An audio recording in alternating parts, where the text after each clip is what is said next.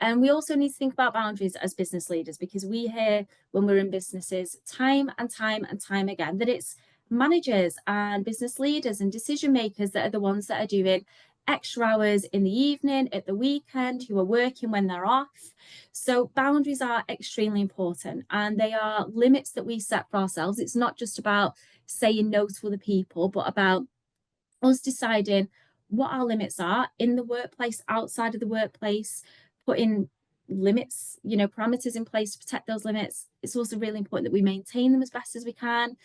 But we might think about, for example, the types of tasks that you do versus what you delegate actually, when you're available to work, how accessible and available you are. And this is a challenge that we're often hearing from managers, is that they're well-being is being impacted because they feel that they need to be emotionally available to employees all of the time, even in evenings and at weekends, for example, which then has a real consequence for you as the leader. Thinking about how regularly you engage with self-care and whether or not you have any sort of non-negotiables that you will go for a walk in the evening, even if you're tired, even if you're not in the mood, you will do that for 5 minutes because that is something that is absolutely necessary for you. And I mean, first of all, boundaries can be very difficult to set, and longer term, the benefits of that outweigh the cost of that short term discomfort. So, again, this can be very easy in principle for us to talk about the importance of boundaries as managers, and it can sometimes feel unrealistic and very difficult to do. So, first of all, as managers and leaders here, are there any boundaries that you do manage to set for yourself? And yeah, if people feel comfortable to share those, so that we can get a sense of the fact that it might be doable, it might be possible, and it might be beneficial. So whether that's boundaries around your work phone and it being turned off when you get home, for example. Oh, we've just had out of office on evenings and weekends, absolutely.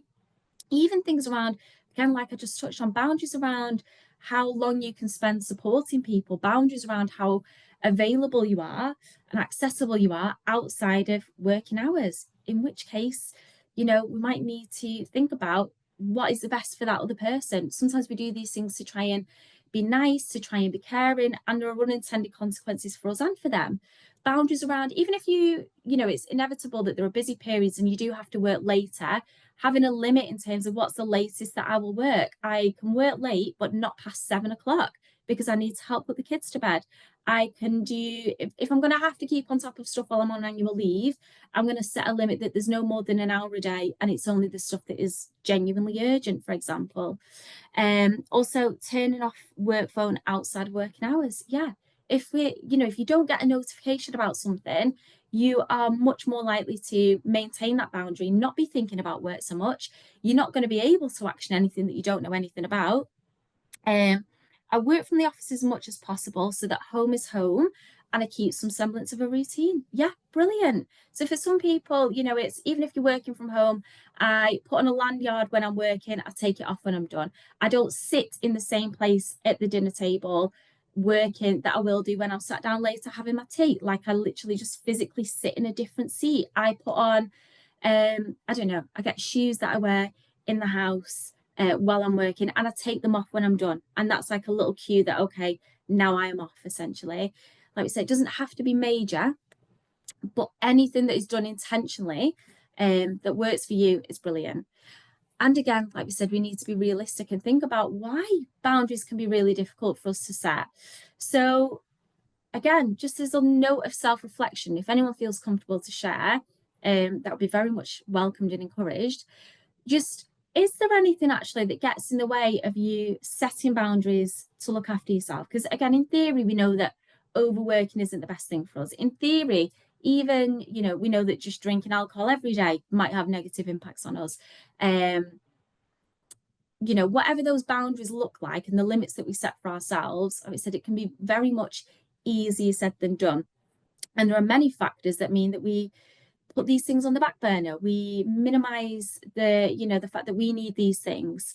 So we've got things like self-discipline. Absolutely. So maybe that need to be disciplined or struggling with discipline potentially. Might mean that we struggle to advocate for ourselves and put in place the things that we need.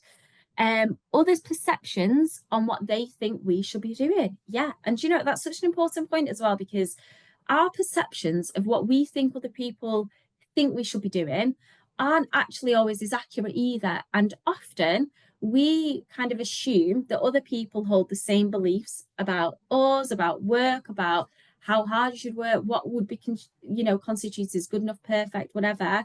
We often assume that other people will hold similar beliefs to us. And that's not always the case. And other people might very openly put their expectations on us. And that can feel like an enormous amount of pressure. And it can feel terrible to feel like you're letting people down, to feel like we're letting ourselves down, to be able to trust 100% our colleagues to get things done correctly. Yes, massive leap of faith there sometimes, actually. So whether it's because you struggle to believe that other people will be able to do things the way that they need to be done, and done correctly, whether it is, our perceptions accurate or not about what other people expect that we should be doing, and the anticipation of how we're going to feel if we let them down and what that means. Discipline, for example. Also, as well, you have lives outside of this, and you might also be a parent, and it just feels like there is never time to think about what I need. Regardless, boundaries are really, really important, and yeah, they safeguard our well-being longer term, essentially. So there are many, many, many ways to explain the challenges that we all face in life. And one of the ways that we think is particularly useful when we're thinking about business leaders is this, what's called like the 3 systems model of our emotions, that actually comes from compassion focused therapy. But it can be really, really useful in the context of thinking about, you as business leaders, because typically you face so much stress. And typically we tend to find that business leaders are very driven, ambitious people, essentially. So this model of looking at challenges and looking at what might help us really comes from thinking about the role that emotions play, and the fact that we've evolved to experience emotions and that they serve different functions.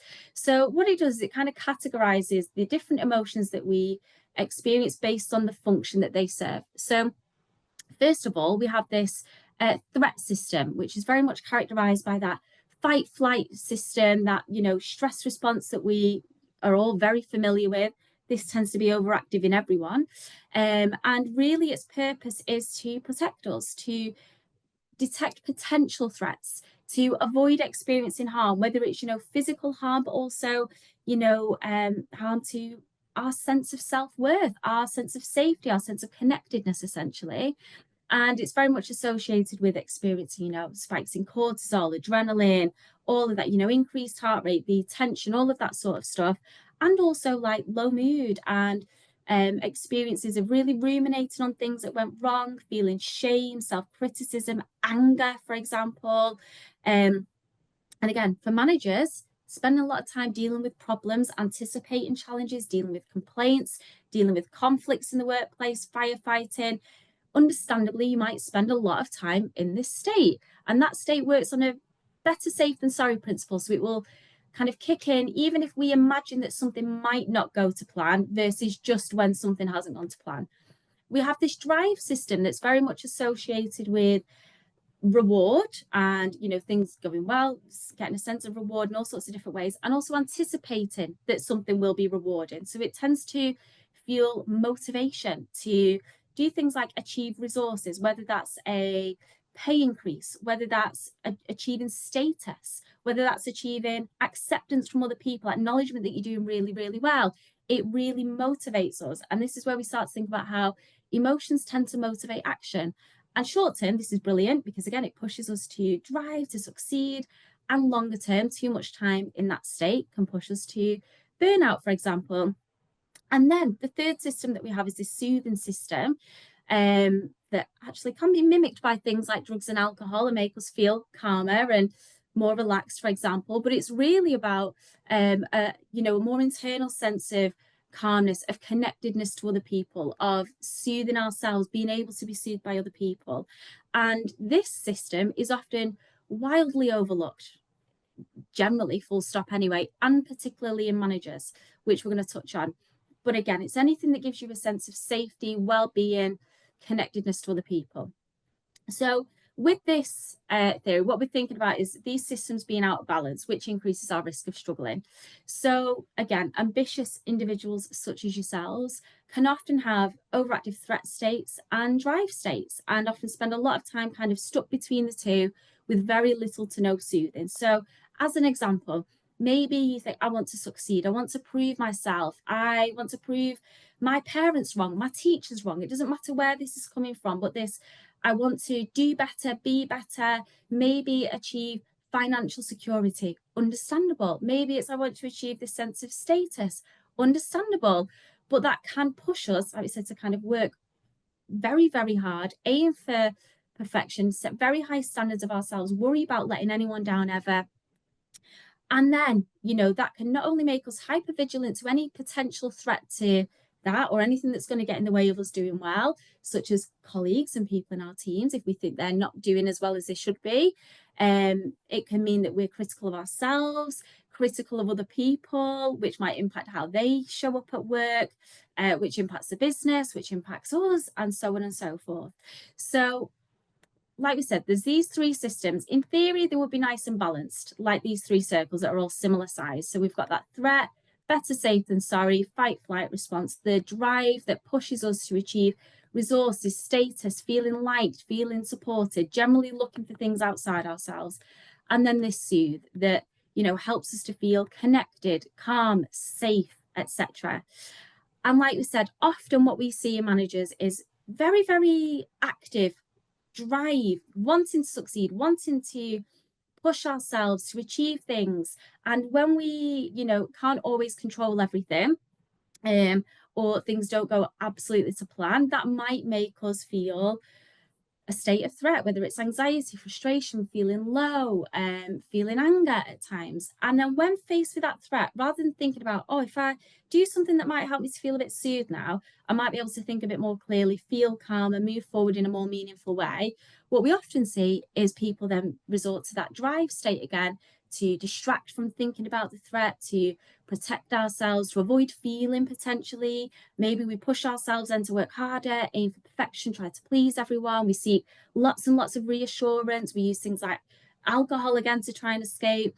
Then maybe those things start impacting other areas of our lives, like our relationships. We're exhausted all the time, which then triggers more threat. And we kind of ping pong almost, without spending any time thinking about the benefits of just, again, engaging in anything, and it'll look different for all of us, that helps us to feel soothed, which actually really helps to prevent the toxic effects of spending too much time in that stress state. This can be very, very, very important for our longevity. It helps us to feel calmer, think more flexibly, problem solve better, respond versus react. So again, this will look very different for everyone, but is there anything that helps you to feel genuinely soothed? And it can be useful again to reflect on actually, how often do you do this? If we do this regularly at all, whether it's, oh, do you know, I love having a bath with some candles, but I never get time to do that. I can't remember the last time I did that. It could be spending time with your pet. And actually, I do that when I get chance, or when it's pestering me long enough that I actually give it some attention for a couple of minutes. But I'm not really present with my dog or with my cat, because I'm also still thinking about everything else. Is it just spending 5 minutes on your own? It doesn't really matter. And we've got things like spending time with family. Being creative is brilliant in whatever way that looks for you. It could be colouring in at your desk. It could be doodling at your desk. Listening to podcasts, and podcasts that help you to feel soothed and comfortable, which might not be like true crime podcasts. Interesting as they might be, they might not be very soothing. And also thinking about how often, how we can incorporate more of this into our lives as routine. Reading, as someone's just said, even just things like comforting smells. So, some of my colleagues will have like essential oils at their desks or on bracelets if we're out traveling, doing trainings, that are just kind of there. And it's something that's really soothing, really, really quickly.